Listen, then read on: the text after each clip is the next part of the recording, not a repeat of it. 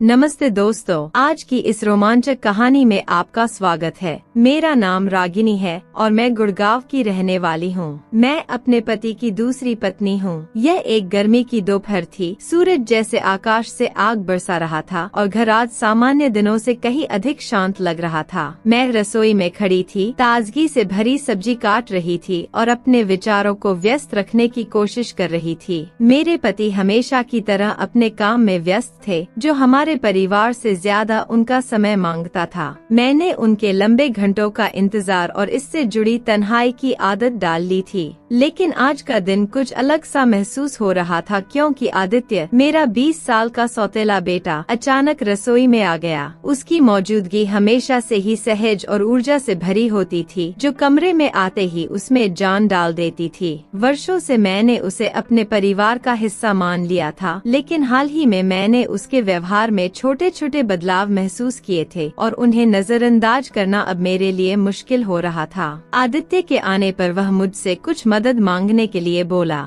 उसकी आवाज सामान्य थी, लेकिन उसमें हल्की सी झिझक थी। उसने मेरी ओर देखा, फिर उन फलों की ओर जिन्हें मैं सलाद काटने के लिए तैयार कर रही थी। मैंने बिना किसी आंचल के सिर पर सलाद काटने की कोशिश की और उसकी नजर मुझ पर एक पल के लिए ठहर सी गई। फिर मैंने मुस्कुराते हुए कहा, सुनो आदित्य, क्या तुम सलाद काटने में मेरी मदद कर सकते हो? वह तुरंत सिर हिलाकर सहमति जताते हुए मेरे पास आकर खड़ा हो गया और झिझकते हुए सलाद काटने लगा। शुरुआत में उसके हाथ स्थिर थे, लेकिन जैसे जैसे समय बीतता गया, मैंने देखा कि उसकी पकड़ में हल्का सा कंपन था। एक बार जब मैं एक कटोरा लेने के लिए हाथ बढ़ा रही थी, तो हमारे हाथ आपस में छू गए। उस पल में वह एक पल के लिए रुक गया, फिर जल्दी से पीछे हट गया और माफी मांगते हुए कुछ बड़बड़ाया। मैंने हल्के स्वर में कहा, कोई बात नहीं, जैसे कुछ हुआ ही न हो। लेकिन अंदर से मैं उसकी ओर बढ़ती आकर्षण की भावना को नजरअंदाज नहीं कर पा रही थी।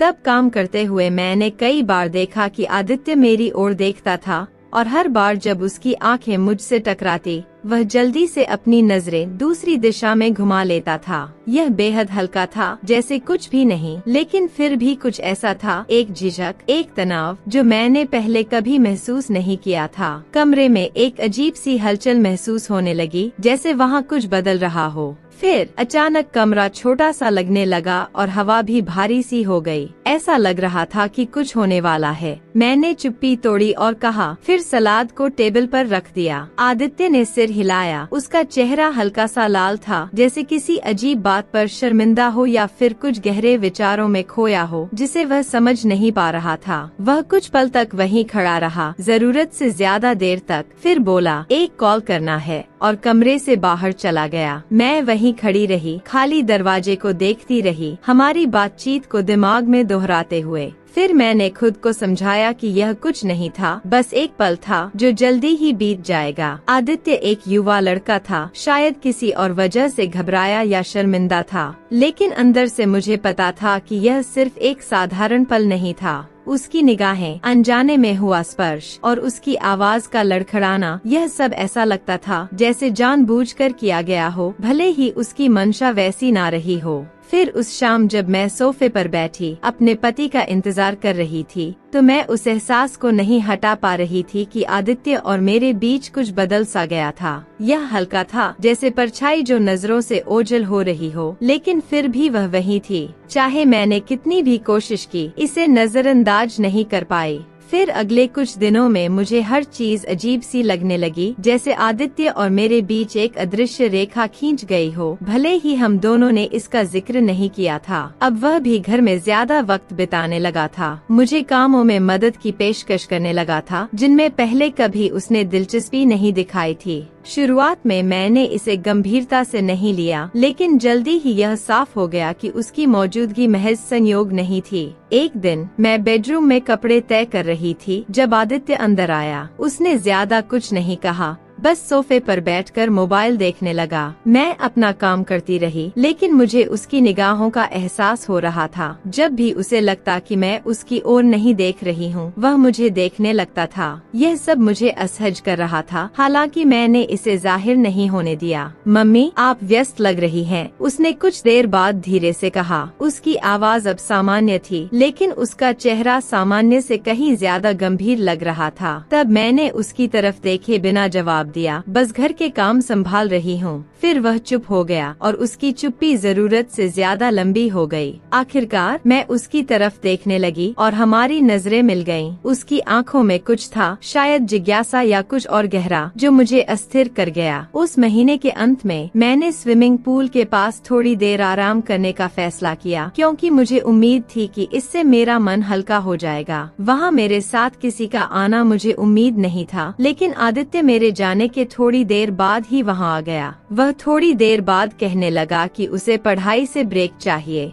फिर उसने अपनी तौलिया कुर्सी पर रख दी और बिना किसी झिझक के पानी में कूद गया। मैं अपनी लाउंज कुर्सी पर बैठी रही और एक किताब में खुद को व्यस्त दिखाने का नाटक करने लगी। लेकिन जब वह पानी से बाहर आया तो उसके बालों और कंधों से पानी टपक रहा था। तभी अनजाने में मेरी नजरें उसकी तरफ चली गईं। फिर उसने मुझे पकड़ लिया और एक पल के लिए हम दोनों ने अपनी नजरें नहीं हटाईं। फिर उसने पूछा, आप अंदर नहीं आ रही? उसकी आवाज हल्की थी, लेकिन उसकी आंखों में कुछ गहरे राज थे। मैं सिर हिलाते हुए बोली, नहीं, मैं यहीं ठीक हूँ। फिर वह पूल के किनारे के पास तैरते हुए आ गया और अपने हाथ को किनारे पर टिका दिया। उसकी नजरें मुझे इस तरह से घूर रही थी कि मुझे अंदर से एक अजीब सी उत्तेजना महसूस होने लगी। मुझे अपने भीतर गर्मी का एहसास हुआ, जो सूर्य की गर्मी से नहीं बल्कि हमारे बीच की खिंचाव भरी ऊर्जा से थी। तभी उसने नरम शब्दों में कहा, मम्मी, आप पिछले कुछ दिनों से चुप सी लग रही हैं। इस पर मैंने अपने कंधे उचकाए और बात टालने की कोशिश करते हुए बोली, बस थोड़ी थकी हुई हूँ, शायद। फिर गौतम ने और कुछ नहीं कहा, लेकिन जिस तरह से उसने मुझे देखा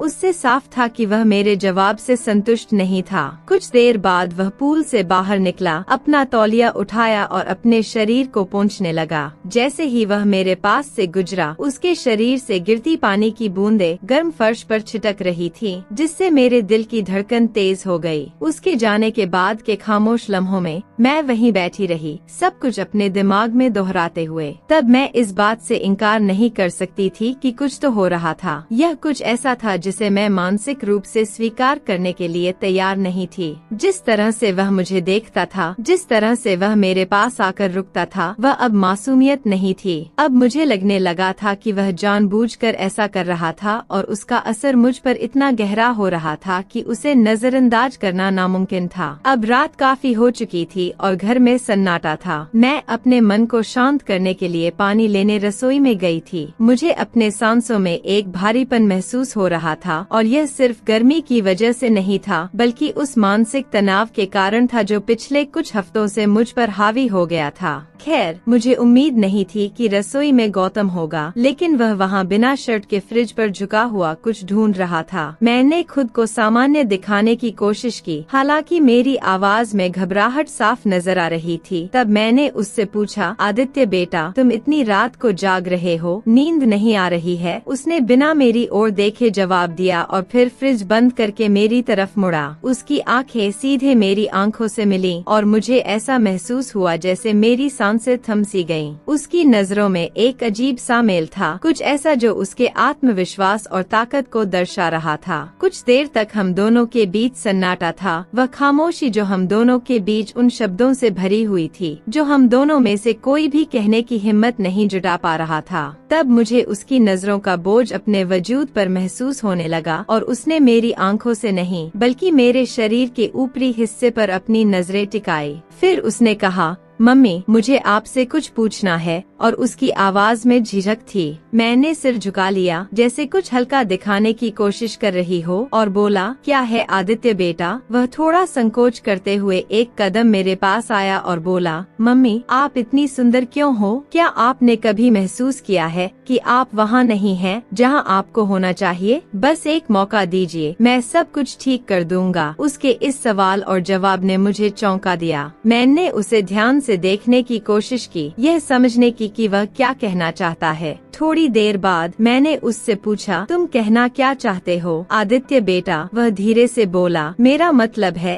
कि जैसे आप किसी और चीज के लिए बनी हैं, किसी और बड़ी चीज के लिए जो आपके अंतरात्मा को शांति दे। लेकिन देखिए ना, आप ऐसी जिंदगी में फंसी हुई हैं जो आपके लिए नहीं बनी है। अब मुझे नहीं पता था कि उसके इस बयान का जवाब कैसे दूं, क्योंकि उसके शब्दों ने जैसे मेरे अंदर छिपी हुई भावनाओं को जान लिया था और वे मुझे अंदर से हिला कर रख दिए थे। इससे पहले कि मैं कुछ कह पाती, वह और करीब आ गया, इतना पास कि उसकी मौजूदगी की गर्मी मैंने महसूस की। फिर मैं बोलने लगी, आदित्य बेटा। लेकिन उसने मुझे बीच में ही रोकते हुए कहा, मम्मी मुझे पता है कि यह सब गलत है। तब उसकी आवाज कांप रही थी। मैं जानती थी कि मुझे ऐसा महसूस नहीं करना चाहिए, लेकिन मैं खुद को रोक नहीं पा रही थी। कितनी ही बार कोशिश की, पर यह दिल कब मानने वाला था। आदित्य की बातें सुनकर जब मैंने उसकी ओर देखा तो मेरी सांसें थम सी गयीं। मेरा दिल इतनी जोर से धड़क रहा था कि लगा वह भी इसकी आवाज सुन रहा होगा। आदित्य, हम ऐसा नहीं कर सकते, मैंने धीरे से कहा। मेरी आवाज एक फुसफुसाहट में बिखर गई,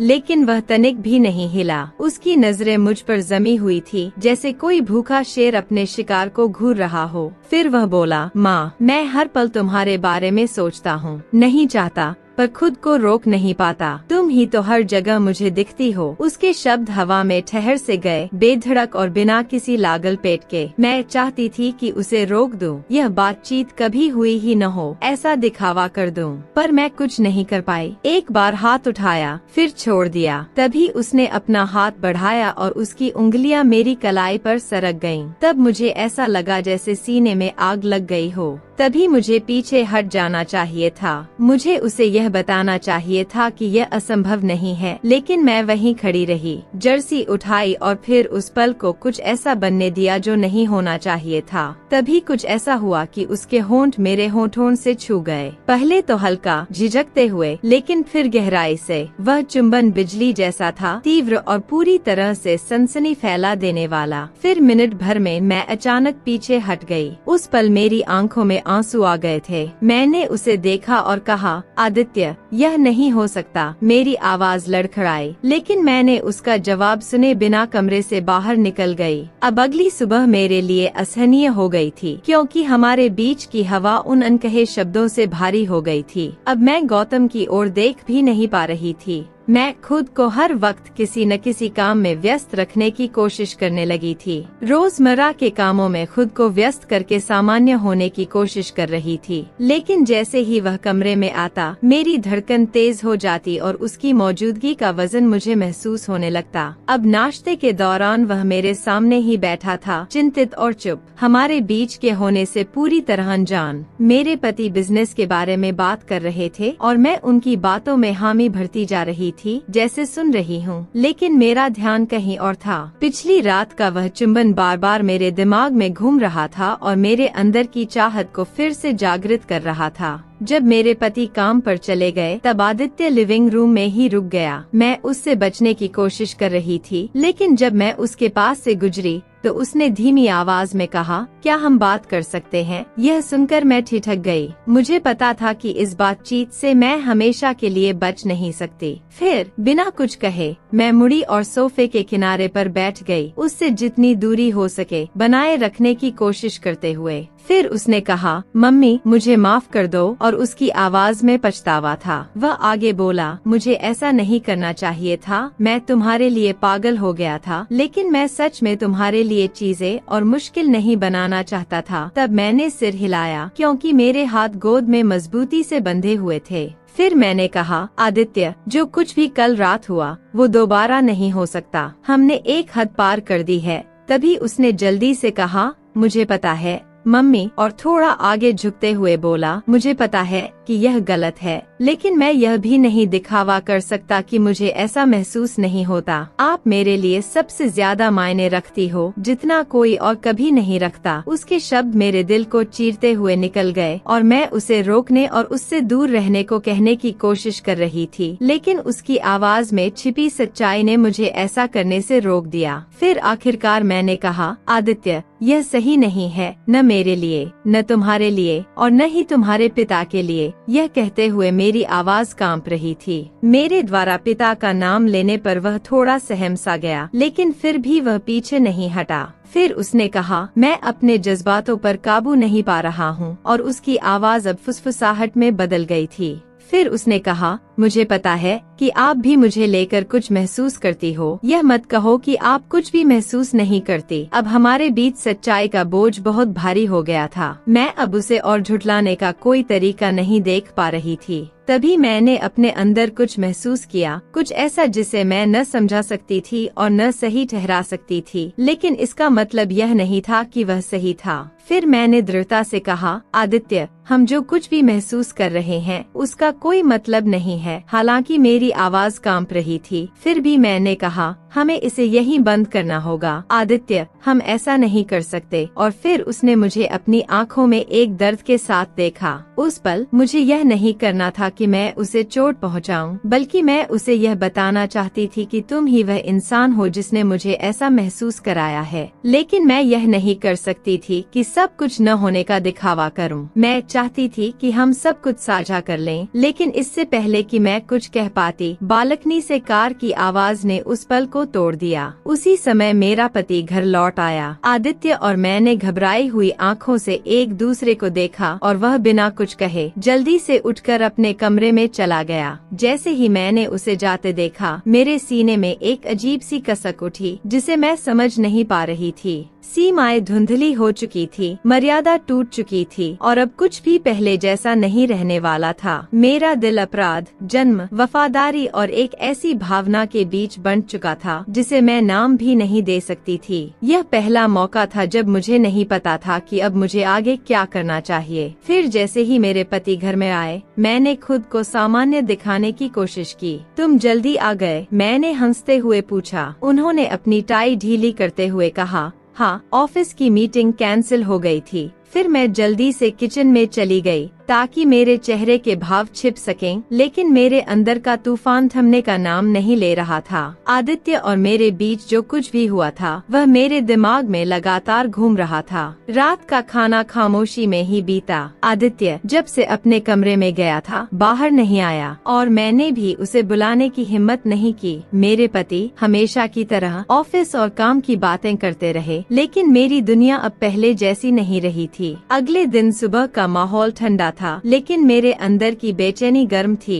मैं आदित्य से आंखें मिलाने से बच रही थी, लेकिन जब वह नाश्ते की मेज पर बैठा और उसने मुझे देखा तो उसकी आंखों में वही गहराई थी। तभी उसने अचानक कहा, आज मैं दोस्तों के साथ बाहर जा रहा हूँ। मेरे पति ने बिना कुछ सोचे समझे जवाब दिया, अच्छा है। अब आदित्य का बाहर जाना मेरे लिए राहत जैसा था। कुछ घंटों तक मैं खुद को शांत रखने की कोशिश कर सकती थी, लेकिन जैसे ही वह बाहर निकला, मैंने महसूस किया कि राहत की जगह खालीपन ने ले ली थी। अब शाम को जब आदित्य वापस आया, तब मैं लिविंग रूम में अकेली बैठी थी। मेरे पति किसी बिजनेस के सिलसिले में बाहर गए थे और घर में बस हम दोनों ही थे। तभी आदित्य ने मेरी ओर देखा और गंभीर आवाज में कहा, मम्मी, हमें अब बात करनी होगी। मैं थोड़ी परेशान हुई, गहरी सांस ली और उसे बैठने का इशारा किया। फिर मैंने कहा, आदित्य, जो हुआ वह नहीं होना चाहिए था। यह गलत है और हमें इसे यहीं रोकना होगा। वह चुप रहा, लेकिन उसकी आंखें मेरी ओर गहरी नजर से देख रही थीं। कुछ देर बाद उसने कहा, मुझे पता है कि यह सही नहीं है, लेकिन जो मैं महसूस करता हूँ वह भी झूठा नहीं है और मैं नहीं सोचता कि आज भी इससे इनकार कर सकती हो। मैंने जवाब दिया, आदित्य, मैं तुम्हारे पिता की पत्नी हूँ। हमारी जिंदगियाँ अलग हैं। तुम्हें इसे समझना होगा। उसने गहरी सांस ली और कहा, मैं आपको कभी कोई परेशानी नहीं दूंगा। मैं बस यही चाहता हूँ कि आप यह जानो कि मैं आपको कितना चाहता हूँ। लेकिन अगर आपके लिए इसे यहीं रोकना जरूरी है तो मैं इसे समझता हूँ। उसकी बातों ने मेरे दिल को तोड़ दिया। मैं जानती थी कि वह सच कह रहा था, लेकिन जो सच मैं महसूस कर रही थी वह हमारी जिंदगी को तबाह कर सकता था। इसके बाद कुछ दिनों में आदित्य ने मुझसे दूरी बना ली। वह अब घर में कम समय बिताने लगा और अपने दोस्तों के साथ ज्यादा बाहर जाने लगा। हमारे बीच की खामोशी अब एक समझौते की तरह हो गई थी। कुछ हफ्तों बाद उसने घोषणा की कि वह पढ़ाई के लिए शहर से बाहर जा रहा है। मेरे पति ने यह सुनकर खुशी जताई, लेकिन मेरे दिल में एक खालीपन महसूस हो रहा था। जिस दिन वह गया, मैं अपने कमरे में अकेली बैठी थी। उसने घर से जाने से पहले मुझसे कुछ नहीं कहा, लेकिन जब मैं खिड़की से बाहर देख रही थी तब उसने पलटकर मेरी ओर देखा। उसकी आंखों में आंसू थे, लेकिन चेहरे पर हल्की मुस्कान भी थी, जैसे वह कह रहा हो सब ठीक हो जाएगा। उसके जाने के बाद मैंने धीरे धीरे अपने अंदर के संघर्ष को स्वीकार करना शुरू कर दिया। मैं जानती थी कि जो हुआ वह कभी नहीं होना चाहिए था, लेकिन हमारे बीच जो भावनाएं पनपीं वे भी झूठी नहीं थीं। अब जीवन फिर से सामान्य लगने लगा था, लेकिन जब भी मैं अकेली होती मुझे वह पल याद आ जाता। उन यादों के साथ एक अधूरी कहानी का बोझ मेरे दिल में हमेशा के लिए बस गया था। तो दोस्तों, यह थी हमारी आज की छोटी सी कहानी। अगर आपको यह कहानी पसंद आई हो तो कृपया इसे लाइक करें और अपने दोस्तों के साथ शेयर करें। आगे भी ऐसी रोमांचक कहानियों के लिए हमारे चैनल को सब्सक्राइब